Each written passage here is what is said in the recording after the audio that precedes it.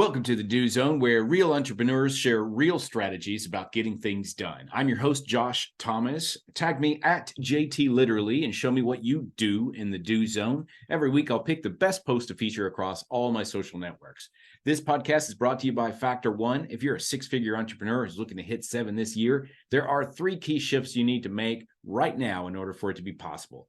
Go to imfactor1.com now, and I'll share exactly what those 3 key shifts are and how you can get them set up for your business in less than 6 minutes. Once again, that's imfactor1.com. Today's guest is Justin Garcia. Justin Master Chim Garcia was born and raised in the Bronx, New York. He's a former MMA fighter. He's the author of the book Tribalnomics and now runs 3 Roads Coaching Group.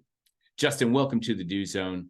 Tell us something you believe is the key to getting stuff done that most people wouldn't think of. Well, number one, thanks for having me on. And to answer that, I'd say accountability at a level that creates discomfort. I think that most people, when they want to get something done, they find a way to do it while still doing all the other things they still want to do. And that discomfort, I think, is hiding the solution to most people. Discomfort is one of those things that our brain is hardwired against. And it's like we're constantly fighting against nature to grow and thrive and achieve, because that puts us at risk for our survival. And if you think about back in the prairie days and the saber-toothed tigers, standing out made you a threat. And so how do you manage that and fight against it? Because I agree with you, but how do we push past that and get uncomfortable anyway? Well, I hope I don't make too many listeners uncomfortable, but the same type of stray away from nature that leads us to have obese people living in poverty, that leads us to having people with $100,000 cars and can't make their rent. Like everything is upside down when we try to cling to this idea that we're just going to do what's comfortable and what's natural, because we're not living in a natural society. We're living in what I call in my content an aquarium, and the aquarium has rules, and there's ways that we excel in the aquarium.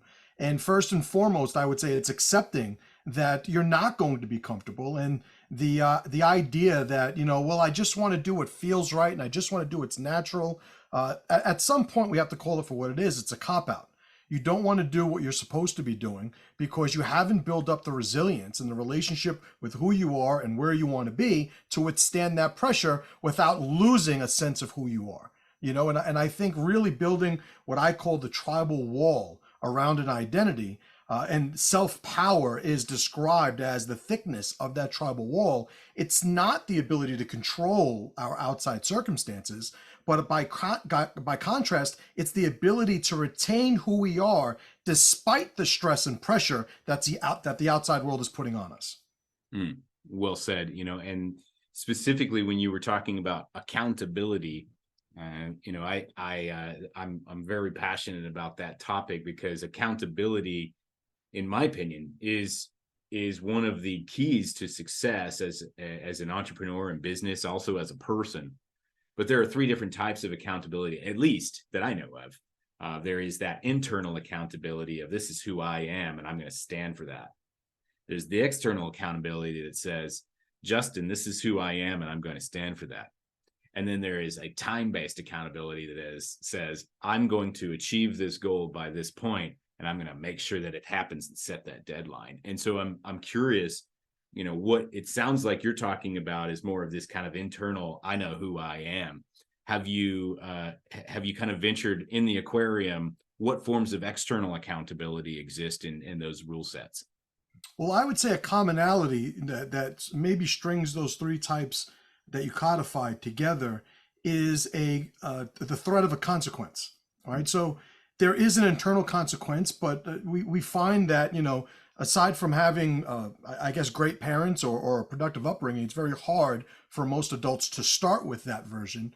But it winds up being, I'm going to put myself in situations where if I don't get it right, I got a big consequence to pay. I'm an avid hiker. And one of the things that I do is I go on these there and back, out and back type hikes where you'll go on, let's say, a 10-mile hike. I went on one a few days ago, and I'm at that 5+ mile end point, and now it's time to turn around. And I found myself just a couple of days ago about 2 hours away from getting back, but also about an hour and a half away from losing light. And the only way that I could get back is, number one, accept that there was no other way than hiking back. And so there was nobody to call. I was out of, cell reception. There's nobody from miles away. I'm in the middle of the woods here in the Poconos in Pennsylvania. And there is a relationship that I build on a regular basis, ritualistically, with coming to terms with it's either do it or there's a big significant consequence to pay. Mm.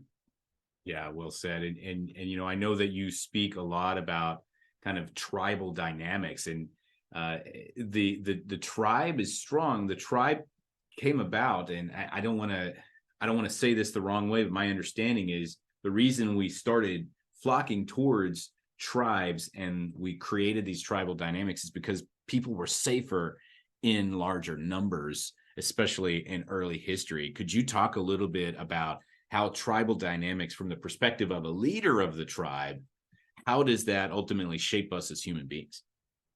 So I say that the tribe, in a general sense, has two missions. One is self-preservation, right? Creating that next generation of members of the tribe, which it scales down to the individual, it scales up to the tribe beyond that, but to the level of the tribe, it's certainly there. And the other one are the rituals that make us us. Now, if I'm living in an arid, hot type of climate, I'm going to adapt rituals that allow me to not only thrive in that environment, but also embedded in those rituals are ways to pass those answered questions, those solved puzzles down to the next generation. So that is a mechanism of what we're doing ritualistically. And I think those elements of tribe that started way back whenever, can be found in our tribes that we have today. And I think whereas most people think that the tribal type of thinking is something that will eventually, evolve past, I think they're trying to throw the baby out with the bathwater, because when it comes down to it, the way, if you've ever, if listeners have ever heard of Dunbar's number, I would suggest you go and research that. And it's just a scientific way of saying our brains are capable of maintaining a finite amount of personal relationships. And being that there are limitations on the type of relationships that we love to have with the people in our lives, we have to understand that in modern society, we're going to be exposed to more people than that number. And so we have to have rules, about why we need to invest in certain people more than others, why we should be loyal to certain people more than others, why we should expose ourselves to risk to certain people more than others. And it has less to do with any sort of isolationist, I just want to be by myself and do my own thing, than it is, well, this all has to work. And if everybody did this for themselves, everybody would be able to get along and everybody would be stronger for it. So at the heart of tribalism, it is thriving in an environment that wholly wants to see you degraded and destroyed. It's the sad truth, but yeah. And so I wouldn't be sad about it, right? These are the rules of the game we're playing. And the first rule of playing a game is have fun while playing it, right? Right. And the other thing, you're right, I shouldn't be sad about it, because the fact that those rules exist say that anybody who decides to just follow those rules is going to succeed. That's Anybody right. who tries to push against it is going to fail. And at that point, your decision is binary. Do I want to be on top of this heap, or do I want to be in like the messy middle? That's right. That's right. And I think most people, they are so obsessed with the end product that they remove the relationship that the process is trying to build with them. I'm a big fan of Alan Watts, amongst other writers and philosophers throughout history. And one of the things that I love, Alan Watts does a piece on why we listen to music, and it's whatever your reason for listening to music. It's certainly not just to hear the last note, It's not like we're getting all the other notes out of the way so we can just get that last one that we wanted to hear. And very similarly, a lot of these processes that wind up giving us some sort of fulfillment, either abstractly, psychologically, spiritually, or physically, there's a process to be enjoyed. And I think when we understand that movement is what's mandatory and not just the end game, that's when people will start, I'd say, building a better relationship with the opportunities they have in front of them. And I'm just curious because you made a connection to the tribes of today and the tribes of way back when. I'm curious, could you identify one or two characteristics or traits that we still exhibit today that came from some sort of survival mechanism of the earliest tribes? Is there anything that's kind of really made it through all of these thousands of years to still be alive and well today? Well, I would say much more than two, right? I'll give you a good one that tends to make people feel uncomfortable, because I would say there's not really a productive context usually anchored to it, but the idea of us and them, the idea of this is us and that is them. Now, mind you, for those of you guys listening on the cheaper, speakers, I didn't say us versus them, us and them. Just that there's a distinction to be made in my group and not my group, right? And the reason that made sense back then is the same reason it makes sense now, because resources are finite, resources are limited, right? So the idea of us and them allows us first and foremost to understand where our resources should be allocated. Who am I trying to provide for?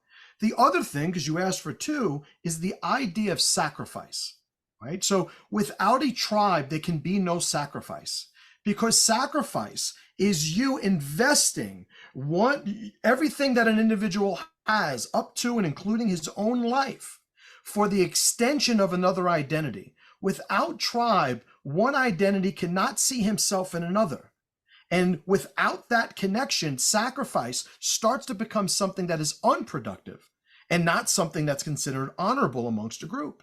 And there are plenty of situations back in history, right up until today, where sacrifice we could see as not only necessary in some situations, but something to be admired and honored and put on a pedestal in terms of attributes and virtuous behaviors. Strong.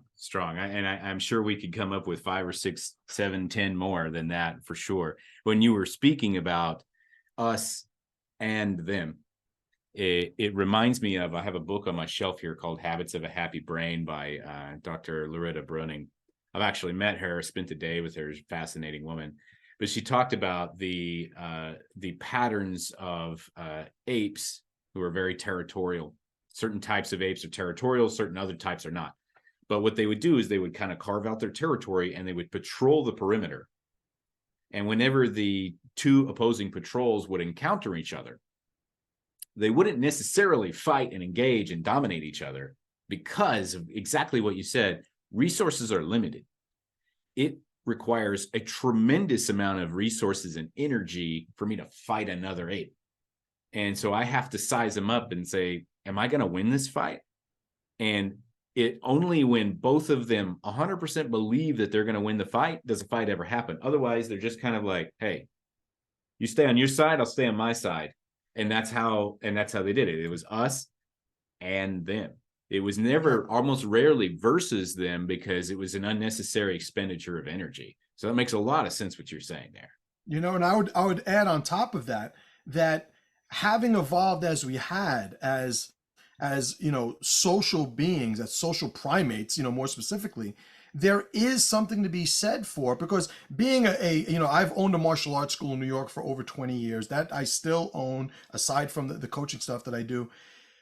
It's always, I think, a connotation or maybe a little slant on my content, that people think that I'm an advocate for conflict and domination and alpha and all this aggressive nonsense. And it couldn't be further from the truth, because at the heart of it, as just illustrated in that story you shared, it is always going to serve us better to not unnecessarily risk what it is we have just for the sake of dominating somebody else. And the Tribalnomics, the book that I wrote, is really about understanding what those dynamics are, so that we could build productive alliances with people who may not necessarily reside within our tribe's walls. And so tell me more about that, the Tribalnomics book. Who is this really geared towards? Who's the audience for this, and where can we get it? I would say, well, it's on Amazon. Tribalnomics is on Amazon. I would say that it's geared towards anybody that has leadership responsibilities or aspires to be a great representation of who he is and where he's from, right? And by the way, I keep saying he only because my coaching groups is for men, but the Tribalnomics and the content certainly isn't reduced to men. I would say that when you understand what tribe is, you understand those two aspects that I had mentioned earlier. Self-preservation and the rituals that go along with it. These things collectively create what I call the mission. And when you have an understanding of what your group's mission is, you're for the first time in a position to lead. Because a leader, one of the sayings from the book, I use it often in my content, is a leader is a compass, not a direction. A leader says, this is where you are, this is where you're going, let me show you the way. As opposed to the more autocratic, selfish, tyrannical type leaders that say, wherever I go, you're supposed to go because I'm the leader and you're the follower. And what winds up happening is that type of leadership exposes themselves to the fallibility and limitations of just the human brain and the human emotions. The boss that you have is when he's in a great mood, he's a great boss. When he's in a terrible mood, he's a terrible boss. Like this emotional, back and forth that it's very hard to build a strong tribe with. So understanding something as simple as what I define as mission is incredibly empowering for somebody who has any aspirations to being a leader that people want to follow. Love that. And where can we go to learn more about your coaching and who you serve?